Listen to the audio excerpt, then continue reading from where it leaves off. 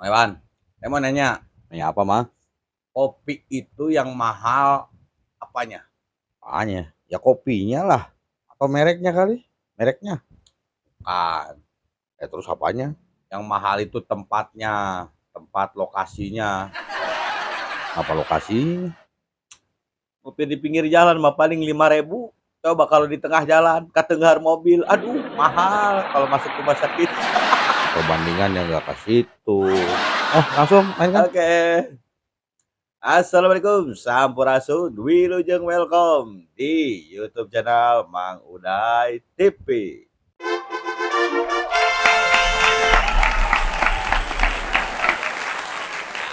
Terima kasih. Ya seperti biasa kita akan membahas apa yang lagi rame di media sosial kita kali ini. Yang belum subscribe jangan lupa di subscribe dan jangan lupa nyalakan loncengnya di like, komen dan nanti Di share, Mang, dibagikan. Bagikan. ya lanjut Dikasih hype ya. yang udah ada. Terus Ya mama tuh. Apa jadi saya yang opening? oke lah, kita bahas apa ini Bang Iwan? Ya ini sebagian besar sih tentang KDM ya. Ada baik tentang pidato maupun sidak. Tapi ada campur-campur juga tentang penertiban pedagang, Mang. Baik, Sok dimulai aja. langsung kita mulai dari Ini ada video yang judulnya KDM versus Kepala Bapenda Cianjur. Nah, coba diputar. oke. Play. Deddy Mulyadi versus Kepala Bapenda Cianjur. Beda statement soal pajak pedagang di Puncak. Penggusuran kios-kios di kawasan Segar Alam Puncak Pas Cianjur memunculkan perbedaan pandangan antara Gubernur Jawa Barat Deddy Mulyadi dan Badan Pendapatan Daerah Kabupaten Cianjur. Dalam video yang diunggah akun pribadinya, Deddy Mulyadi menyebut kios-kios tersebut berdiri di atas lahan negara, sehingga dinilai ilegal. Dia juga menyatakan selama puluhan tahun tidak ada penarikan pajak maupun retribusi parkir di lokasi tersebut. Namun, keterangan tersebut berbeda dengan fakta di lapangan. Sejumlah pemilik kios mengaku tetap membayar pajak dan retribusi parkir yang dipungut oleh pemerintah Kabupaten Cianjur. Kepala Bapenda Cianjur Cicih Permasi mengatakan penarikan pajak sudah sesuai dengan aturan yang berlaku. Secara implementasinya, setiap pelaku usaha makanan dan minuman dikenakan 10% dari penghasilan. Para pedagang ditarik pajak makanan dan minuman. Sesuai Perda, setiap kegiatan usaha yang berpenghasilan Rp1 juta per bulan sudah masuk kategori wajib pajak, kata Cicih Kamis 18 Juni 2026. Cicih menilai, terkait lahan ilegal yang digunakan para pedagang tidak berkaitan dengan pajak yang dibayarkan ke Pemkab Cianjur. Yang ilegal itu lahan tempat usahanya, bukan usaha berjualannya, pungkasnya. Jadi siapa yang benar? Deddy Mulyadi sebagai gubernur atau Kepala Bapenda Cianjur Cicih Permasi? Demikian NRS Warta Cianjur melaporkan. Nah, itu video beritanya. Gimana menurut Mama? Ya untuk berita ini, ya bukan cuman berita ini ya, semua berita pun kita jangan langsung menelannya bulat-bulat, Bang Iwan. Nah, sebaiknya gimana dulu? Ya minimal digeprek dulu gitu, Eh, biar teka pelang. ada apa orang keselak berita? Kalau yang ini gimana ini yang Ya ini? kalau untuk yang ini, karena tidak bisa atau belum bisa terkonfirmasi. Sebabnya apa?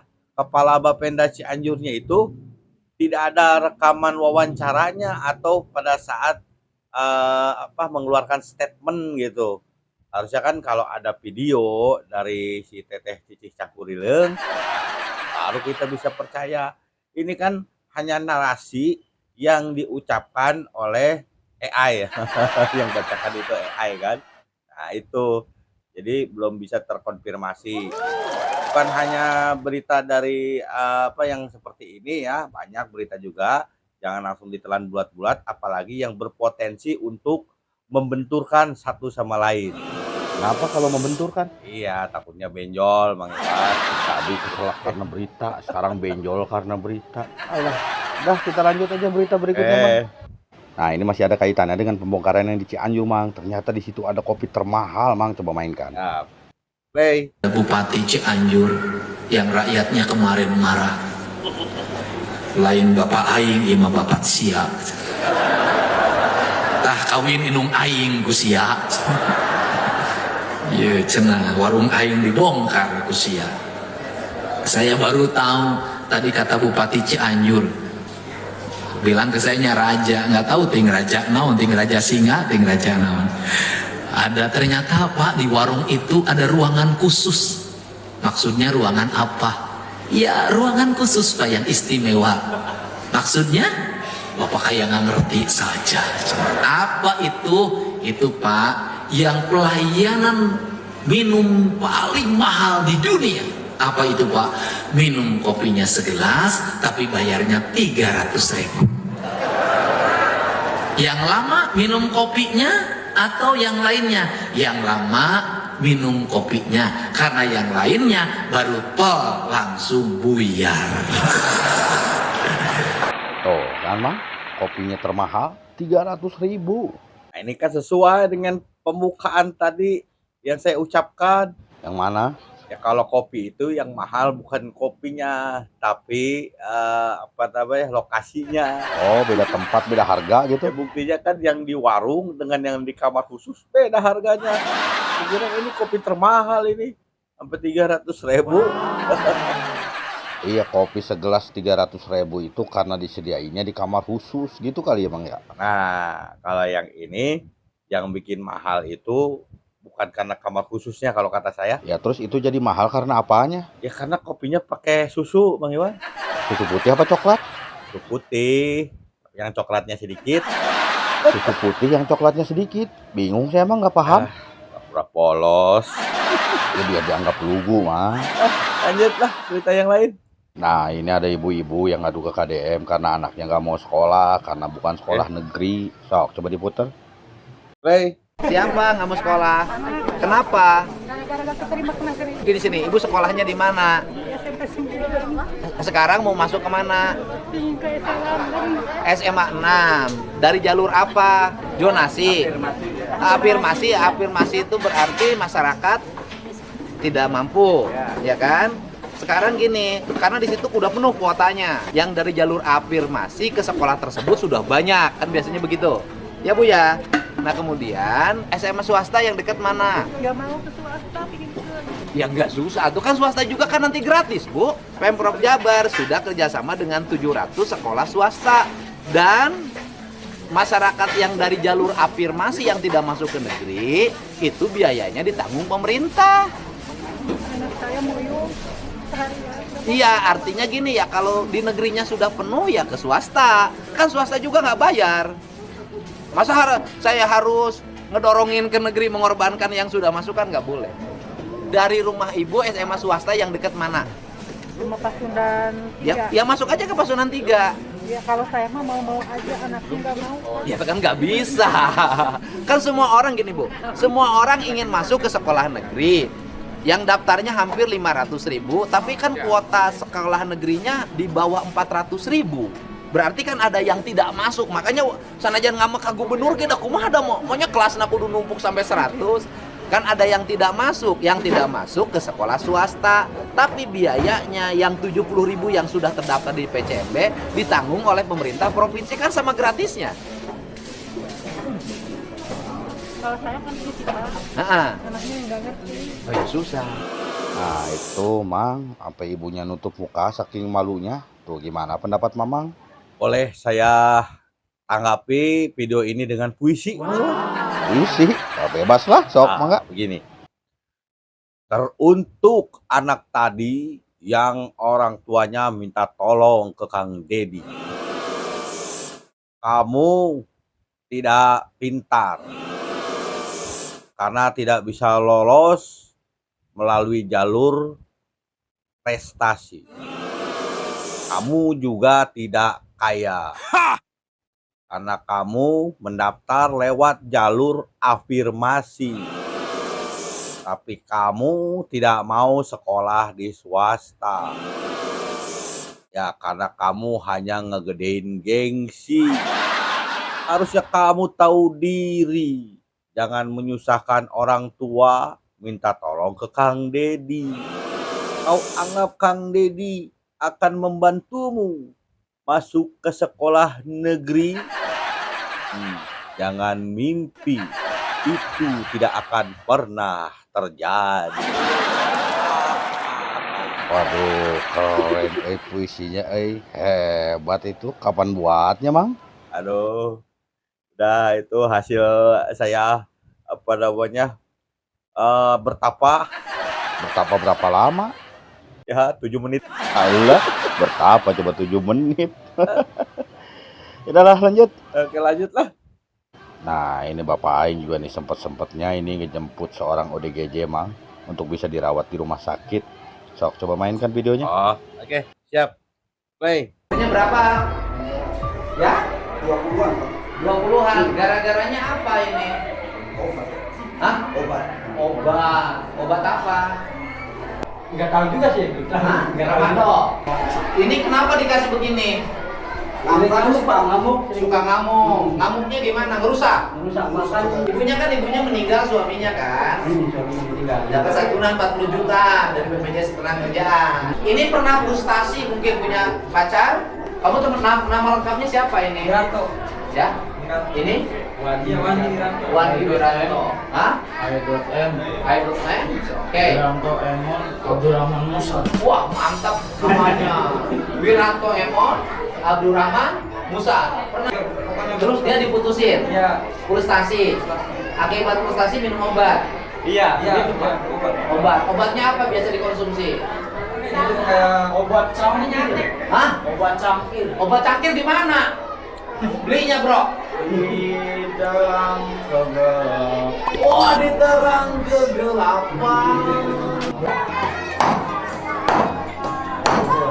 Uang 40 juta itu dipakai berobat ini. Yang santunan dari BPJS Ketenagakerjaan dipakai ini.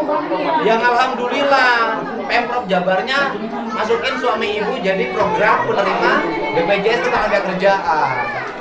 Ya.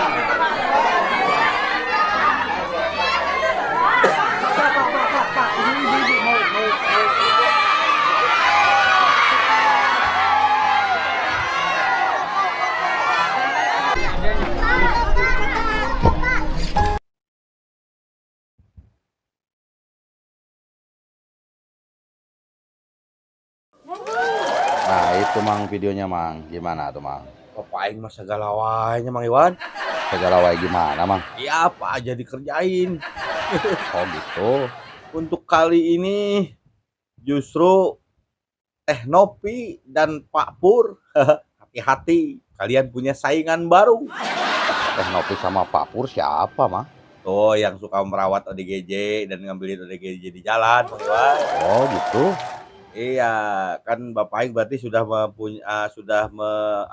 membawa setidaknya kita tahu tuh 2 orang untuk dibawa ke rumah sakit gitu kan. Oh, sebelumnya Pak Sugeng. Ya, jadi untuk yang lain ya masih dalam daftar tunggu Siapa yang lain? adalah pasukan mereka.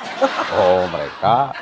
Oke, Mang, kita lanjut ke video berikutnya. Ini ada berita Bapak Aing ikut Summit 2026. Banyak hal yang dibahas di situ, tapi kita fokus dulu di satu hal ini yang akan kita bahas. Terus fokusnya kemana kita? Nah, Mamang ingat kan peresmian pabrik sepatu di Indramayu? Nah, ini ada cerita di balik peresmian Oh, itu. yang waktu Bapak Aing dikelilingi cewek-cewek. Nah, Ya, betul. iya, pabrik sepatu. Iya, sok mainkan Oke. videonya. Play. Industri di Jawa Barat mengalami pertumbuhan yang relatif baik karena pola komunikasi antara provinsi, kabupaten dengan para pengusaha investornya terjadi pola kekerabatan. Pola kekerabatannya adalah menyelesaikan masalah, tidak, mohon maaf ya, digitalisasi itu belum tentu bisa ngeberesin masalah investasi.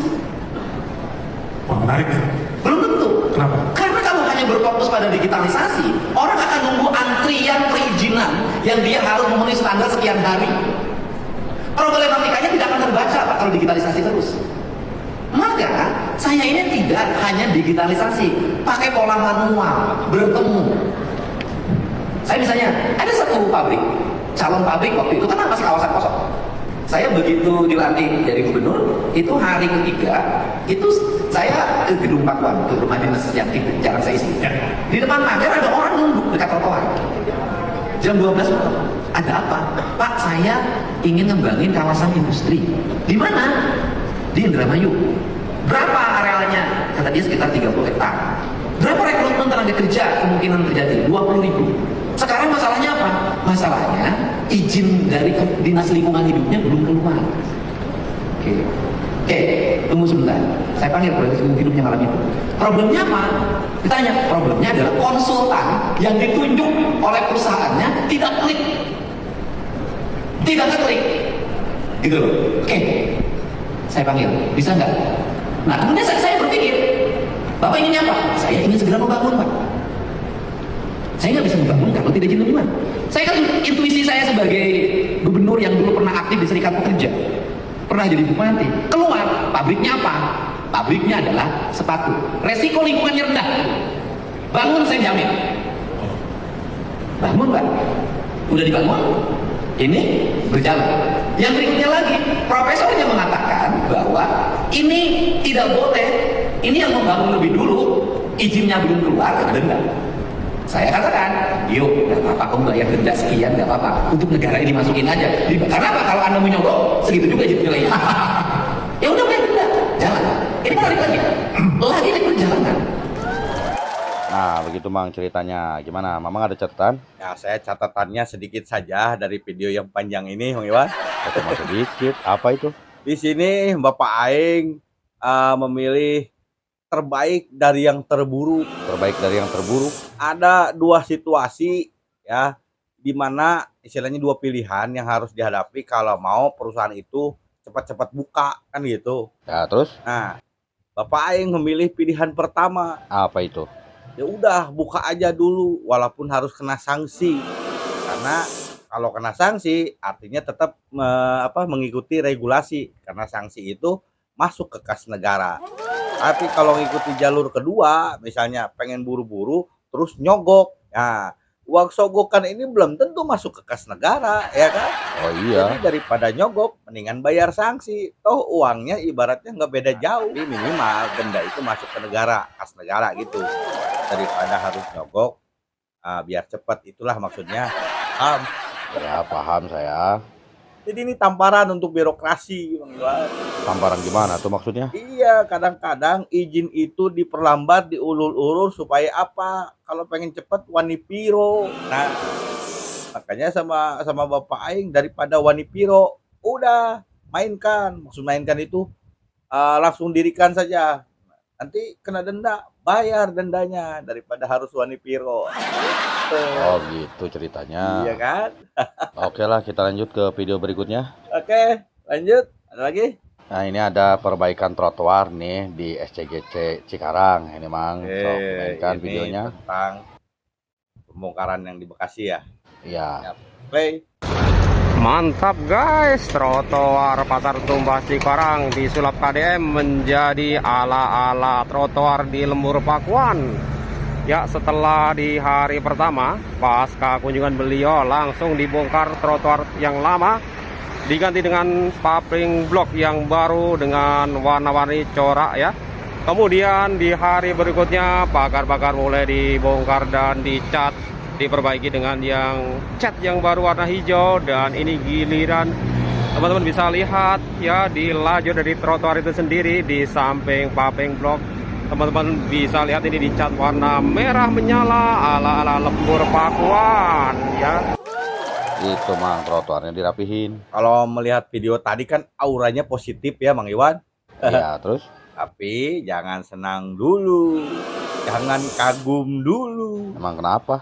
Karena saya punya dua video yang bisa mengcounter video ini. Oh gitu, sok dimainkan. Oh, kita mainkan ya. Play.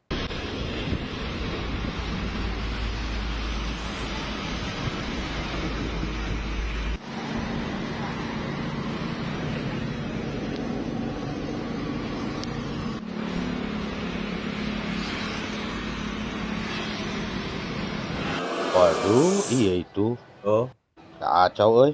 Itu sebelum apa sesudah trotoar diberesin, Mang? dilihat atuh trotoarnya udah berwarna merah belum? Udah merah belum ya? Diulang lagi kalau belum jelas. Itu trotoarnya sudah berwarna merah. Artinya sudah hasil pengecatan. Iya, berarti udah pengecatan dong ya. Ada satu lagi yang lebih membagongkan selain masalah sampah. Apa itu satu lagi? Coba mainkan. Mulai ya. Play. Nah, di depan ada pasar Cikarang, pasar di depan SGC ya, yang kemarin diberesin sama ADM. Ini sekarang tumpah ruah lagi ke jalan. Kita cek kondisinya ya, kita liatin kondisinya pasar Cikarang.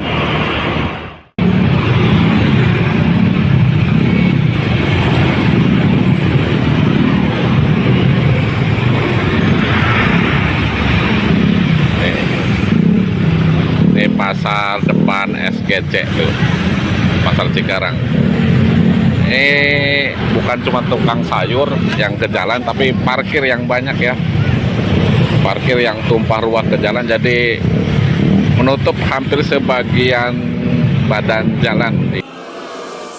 Mana Bang Iwan? Aduh, bener-bener kacau Jadi kusut lagi. Kenapa ya orang-orang mau diatur susah gitu, suruh tertib teh. Kan pada saat pembongkaran dapat kompensasi untuk Udah terus. kompensasi untuk istirahat 1 bulan selama pembangunan gedung pasar yang baru. Nah iya bener. Mungkin mereka istilahnya pada sakit badannya kalau istirahat di rumah, jadinya jualan lagi. Jadi nggak sesuai sama perjanjian yang waktu pembongkaran atuh itu mah. Tapi belum terkonfirmasi, jadi tolong apabila ada dulur beraya yang dari Cikarang, sok di komen bener nggak kalau pasar SGC itu semrawut lagi dan pada jualan lagi di jalanan ya, tolong dikonfirmasi. Oke. Lanjut. Oke, selanjutnya pembongkaran Bangli di daerah Pasir Koja, Mang. Mainkan. Ya, play. Di era KDM mah bangunan-bangunan liar ya dibabad mengerikan tuh. Ya di daerah Pasir Koja dibabad sadayana, dirapihkan. Ada yang setuju, ada yang tidak, tenanaon. Demokrasi ya mah. Ya ada beko ya. Oh nama yang penting kondusif lah.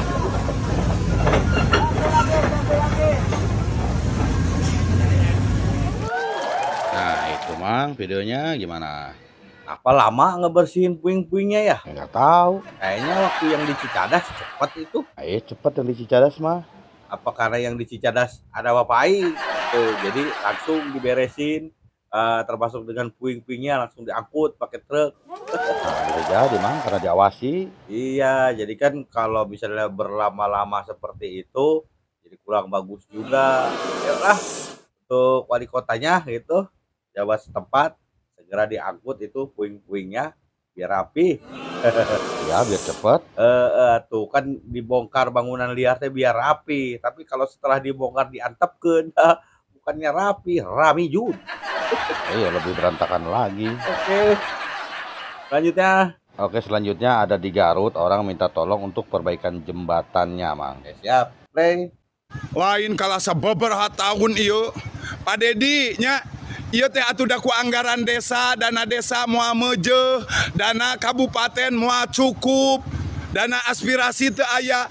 Abi mah ayeuna mah nyangakeun ngawe ka Pak Dedi dana provinsi, tinggal ieu jalan kumaha lamun haji ti Sorolo ka handap, kumaha lamun ngagebros ieu tingali, lamun penting eueuh lampu, jalan barolong sasakieu, kumaha lamun rakyat modar ngegelebrug ka handap, saha nu rek nulungan. Cik Pak Dedi tulungan Pak Dedi. Tolong belah wetan. Ya kalau lihat jembatannya miris gitu ya, tapi cara minta tolongnya banyak yang nggak setuju, Mang, gitu di kolom komen. Ya, saya juga lihat itu komen-komennya seperti itu. Tanya kenapa bahasanya kasar begitu. Jadi kalau dalam bahasa Sunda ada istilah hade goreng kubasa, Mang Iwan. Oh iya begitu. Ya, jadi usabab jembatan goreng, jadi bahasana goreng. Ditranslate atau ke bahasa Indonesia, takutnya banyak yang nggak ngerti bahasa Sunda.